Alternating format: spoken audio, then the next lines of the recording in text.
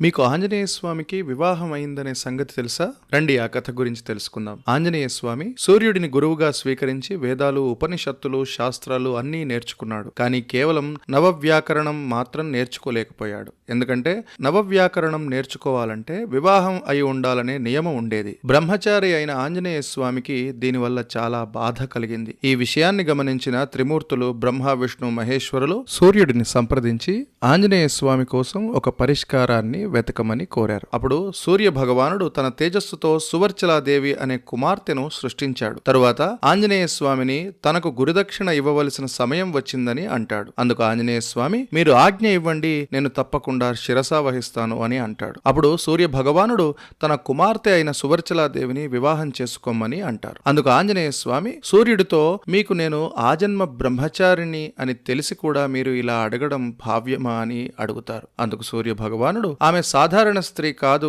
నా వర్చస్సుతో జన్మించిన కన్య, అందువల్ల ఆమెను వివాహం చేసుకున్నా నీ బ్రహ్మచర్యానికి ఎటువంటి భంగం కలగదని, ఇది లోక కళ్యాణం కోసమే జరుగుతున్నదని సూర్య భగవానుడు సెలవిచ్చారు. గురుదక్షిణగా ఆంజనేయ స్వామి సువర్చలాదేవిని వివాహం చేసుకున్నాడు. వివాహం తరువాత సువర్చలాదేవి తపస్సుకు వెళ్లిపోయింది. ఆంజనేయ స్వామి తన నవవ్యాకరణ అధ్యయనం పూర్తి చేసుకున్నాడు. ఇదండి ఆంజనేయ స్వామి సువర్చలాదేవికి సంబంధించిన వివాహం యొక్క కథ. ఈ పుణ్యకార్యం జ్యేష్ఠ శుక్ల దశమి నాడు జరుగుతుంది. అది ఈ ఆదివారం అంటే జూన్ 16వ తేదీ 2024న వస్తుంది. ఈ కార్యక్రమంలో మీరు పాల్గొనాలి అనుకుంటే మమ్మల్ని సంప్రదించవచ్చు.